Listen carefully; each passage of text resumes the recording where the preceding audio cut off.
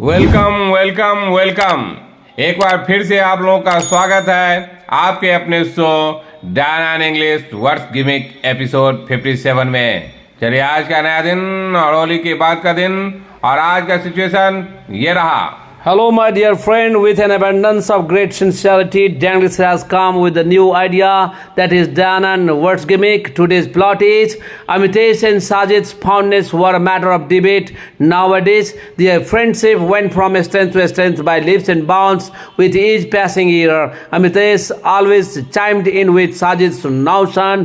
Most the pity one day someone said to Amitesh about Sajid's hand in glove with wrongdoer. On listening this, Amitesh started to dissuade Sajid to give up this habit and keep a distance from such people. चलिए जितना भी इसमें word हम use किए हैं इसका शुरुआत करते हैं एक्सप्लेनेशन विथ एग्जाम्पल।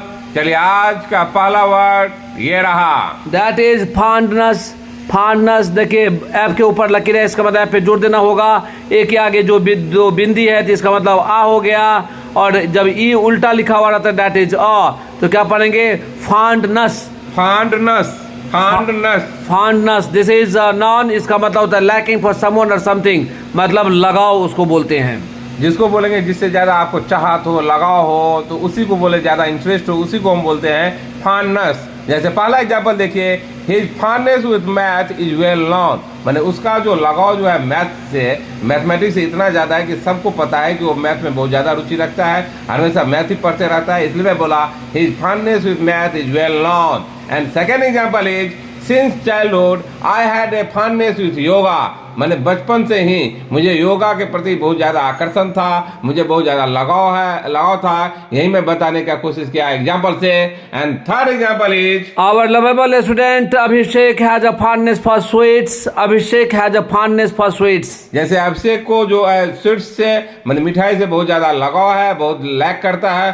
कारण ये भी है कि देखिए होली के बाद ये फिजिकल, वैसे ऑनलाइन तो मैं आपको ये वर्ड्स गिमिक का एपिसोड तो जारी ही कर रहा था, लेकिन ये फिजिकल जो होता है ऑफलाइन क्लासेज आज से शुरू हुआ है, तो उसके आने के बाद भी उनको इतना लगाव है स्वीट से कि आज भी वो लेके आ गए हम लोगों के लिए भी, तो इसलिए मैं बोला अभिषेक है ये fondness for sweets. And next word of this show that is a matter of debate.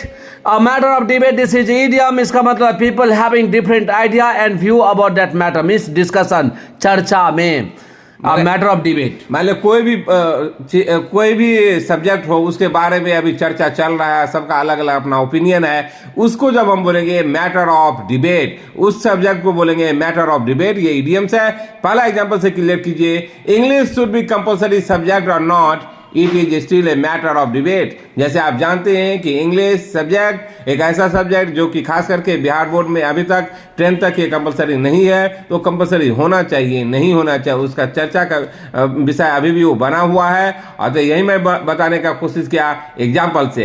And second example is extension of trading our is still a matter of debate. Extension of trading our is still a matter of debate. ये trading our यानी कि stock market से related मैं ये बात करना चाह रहा हूँ कि स्टॉक मार्केट का जो अभी समय 3:30 तक जो है उसका 5 o'clock तक करने का ये विचार चल रहा है, और अभी भी उस पर डिस्कशन चल ही रहा है। यही मैं बोला कि होगा नहीं होगा, क्या होगा नहीं होगा, कब से लागू होगा, ये अभी भी बातें उस पर चल रहा है। इसी को हम बोलेंगे एक्सटेंशन माने बढ़ाना।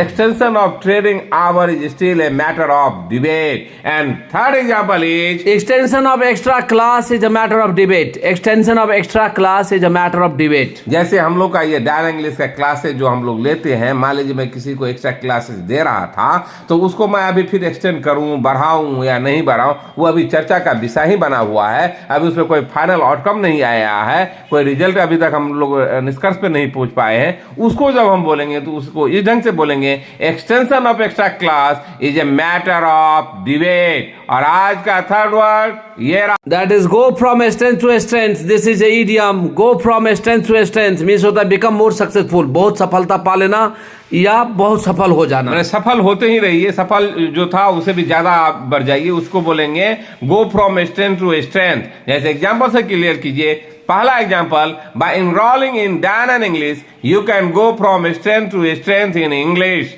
जैसे हम लोग का ये पहले से कर रहा है, मैं कितना बार इस शो में भी बोल चुका हूं कि यदि जो ही आप डैन इंग्लिश में दाखिला लेते हैं तो अंग्रेजी पे आपका पकड़ होता है, लिखने में, बोलने में, ग्रामेटिकल पोर्शन में, ईच एंड एवरी फ्रंट पे आप सेफ एंड साउंड महसूस करते हैं। इसलिए मैं बोला कि और आपका जो पोजीशन है बहुत ही मजबूत हो जाता है, आपको लगा कि मैं सफल हो गया, मैं अचीव कर लिया जो करना चाह रहा था। इसी को मैं एग्जांपल पे दिया, by enrolling in Dan English you can go from strength to strength in English. And second example of this idiom, even after allegation, Adani went from strength to strength. जैसे आप भी जानते हैं इस इंसिडेंट से कुछ दिन पहले तक कि अडानी पे ये एलिगेशन, ये आरोप लगा था कि अडानी का इसमें बहुत ज्यादा कमजोरी है, इसके बैलेंस शीट में कुछ हेरा फेरी है, लेकिन अडानी मजबूत निकला। और मैं बोला इतना एलिगेशन के बावजूद भी वह एक लेवल से दूसरे लेवल अच्छा से अच्छा ही करने लगा।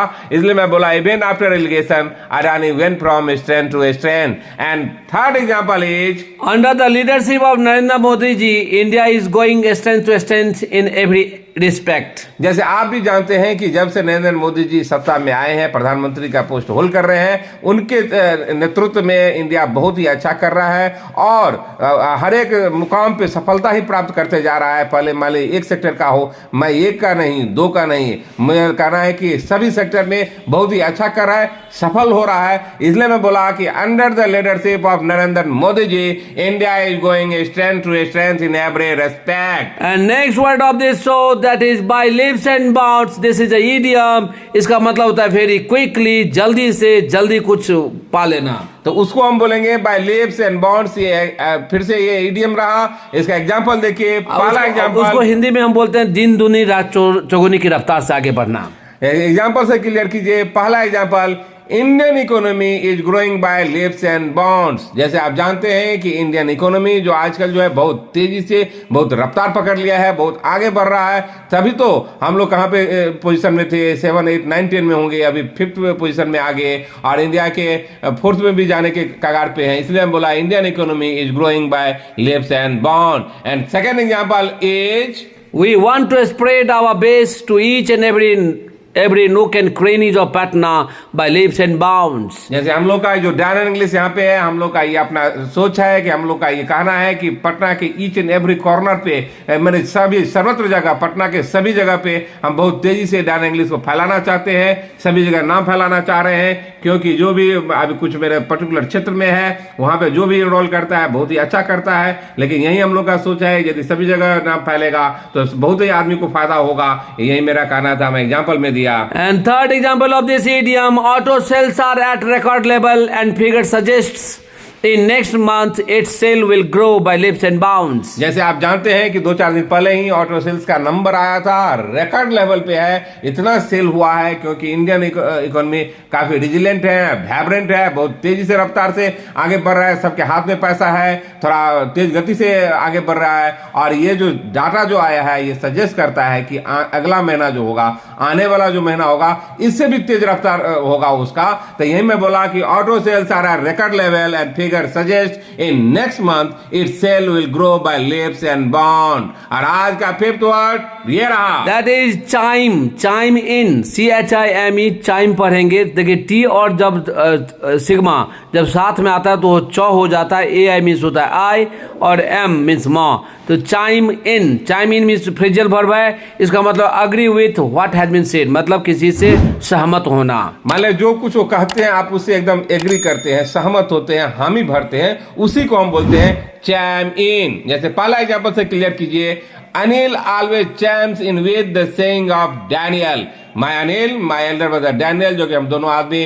डैन इंग्लिश चलाते हैं, तो मैं ये बोला कि मैं हमेशा अपने बड़े भाई डैनियल का जो कहना है, उनका जो मेरे भाई जी का जो कहना है, उनसे हमेशा मैं सहमत रहता हूँ, एग्री रहता हूँ और सेम नोट पे रहता हूँ। इसलिए मैं बोला कि Anil always chimes in with the saying of Daniel. And second example of this phrasal verb, it is Amit Shah who chimes in with Modi जी's saying। जैसे आप भी जानते हैं कि मोदी गवर्नमेंट में जो Modi ji number 1 and Amit Shah number 2 position पे है और दोनों के बीच में इतना अच्छा तालमेल है कि कहने का ये नहीं, उनका बात सब बोलता है, एग्जाम्पल सेट करता है। यही मैं बोला कि मोदी जी जो कह दिए बस अमित शाह उसको एज इट इज फॉलो करते हैं, एकदम वहां भी भरते हैं और तुरंत उसको लागू करने के लिए तत्पर हो जाते हैं। इसलिए मेरा कहना था, it is Amit Shah who chimes in with Modi is saying. And third example is, all my family members were chimed in with my saying. मैं मेरे कहने का जो है मेरे फैमिली मेंबर्स में सब हामी भरता है, सब बोला हाँ ठीक है, मैं जो भी डिसीजन ले रहा हूँ या जो भी करने जा रहा हूँ, जो मैं बोला, जो प्रस्ताव रखा, सब उसमें हाँ भरा, सब हामी भरा, उसको जब हम बोलेंगे all my family members were chimed in with my saying. And those who came into Danann English with the intention of scratching the surface, even they go back by taking a fellow feeling and English type grace. It is keen interest which compels you to be the part of Danann English. It is Danann English which saves you from becoming dregs of society and rubbish. My dear friend, if you want to do something better, if you want to speak English fluently, if you want to get success in examination, then please try to be the part of Danann English. चलिए आज का 6th word ये रहा, That is notion. NOTION notion. देखिए Notion. देखिए N के ऊपर लकीर है तो इसका एन पे जोड़ देना होगा. ओ यू औ होता है और सिग्मा दैट इज तालब शाह और ई जब उल्टा लिखा होता है दैट इज अ. तो नाउशन ये नाउन है. नोशन माने इसका अर्थ होता है ए बिलीफ और आइडिया.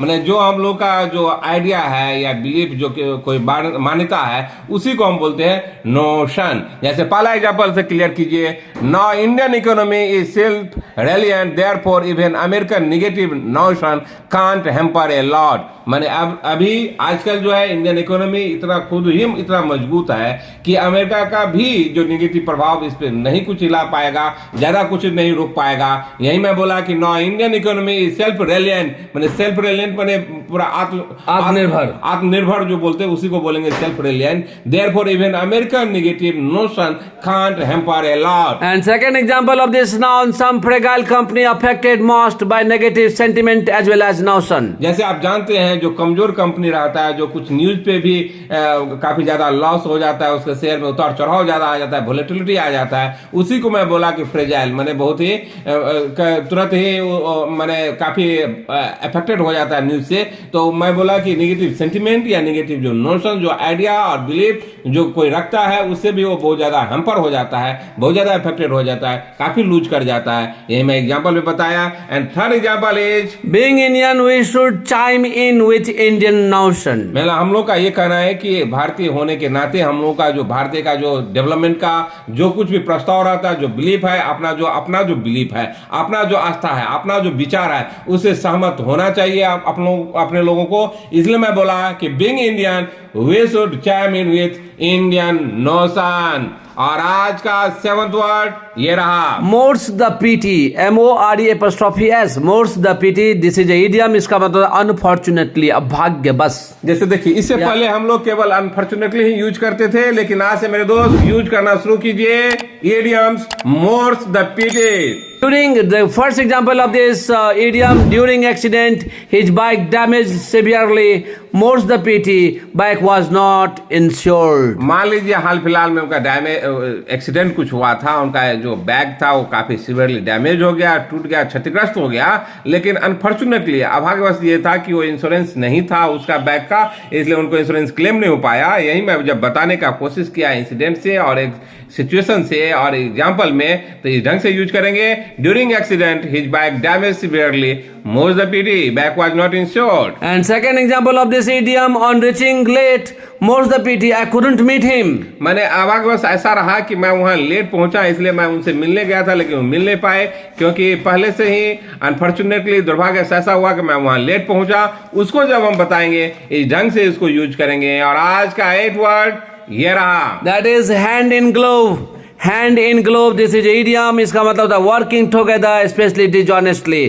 जब साथ साथ में कोई काम करते हैं, वो भी खासकर गलत काम. और जब गलत काम में जब साथ साथ रहते हैं, संलिप्त जो रहता है आदमी, मान लो देखते कोई वो चोरी कर रहा है उसके साथ वो भी संलिप्त रहता है, उसको ही हम बोलेंगे हैंड इन ग्लोव. ये इडियम्स है. इसका एग्जांपल से क्लियर कीजिए. पहला example, many police officers were work hand in glove with shooters. जैसे आप जानते हैं आजकल ये न्यूज में छाया हुआ है कुछ दिन पहले ही, जो कि उत्तर प्रदेश में जो घटना हुआ, जो कि जो दिन दिहाड़े जो गैंगवारी हुआ था, वहां पे जो शूट कर दिया गया था उमेश को, उसमें जो बोला गया कि बहुत ज्यादा पुलिस ऑफिसर जो था वो शूटर के साथ मिला हुआ था. जब तक मिली भगत नहीं होगा तब तक इतना बड़ा अंजाम नहीं हो सकता है. इसलिए मैं बोला many police officers were work hand in glove with suitors. And second example of this idiom, top management of this company worked hand in glove and siphoned 250 crore rupees. जैसे आप जानते हैं कि मान लीजिए कोई कंपनी का जो टॉप मैनेजमेंट है, जो मैंने हेड पोस्ट पे जो रहता है, जैसे सीईओ वगैरह, उनके साथ जो 4-5 जो हाई कैटेगरी के आदमी रहते हैं, वो सब मिले हुए थे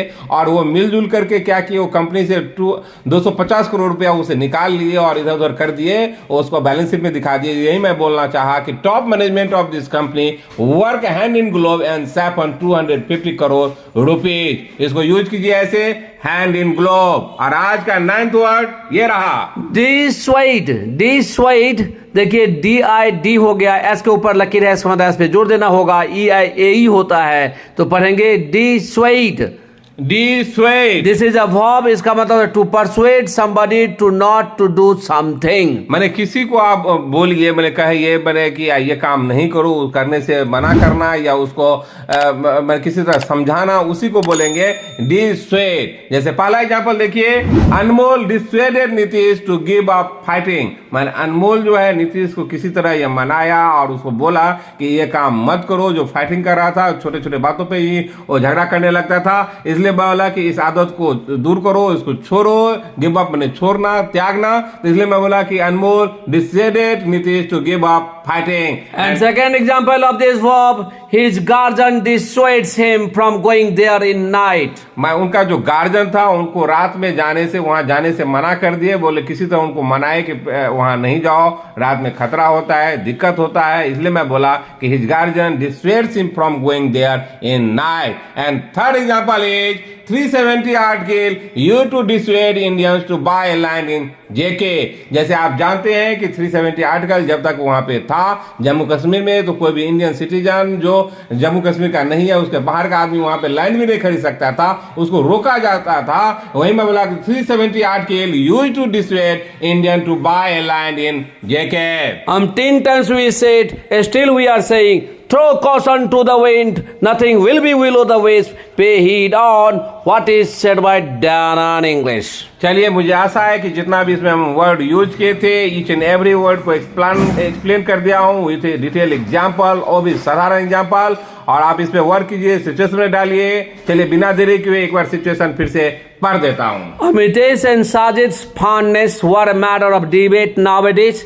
Their friendship went from strength to strength by leaps and bounds with each passing year. Amitesh always chimed in with Sajid's notion, most the pity. One day, someone said to Amitesh about Sajid's hand in glove with wrongdoers. On listening this, Amitesh started to dissuade Sajid to give up this habit and keep a distance from such people. चलिए तब तक इस पे work कीजिए। यदि आपको ये अच्छा लगता हो, please like it, subscribe it and share it. तब तक के लिए बाय बाय।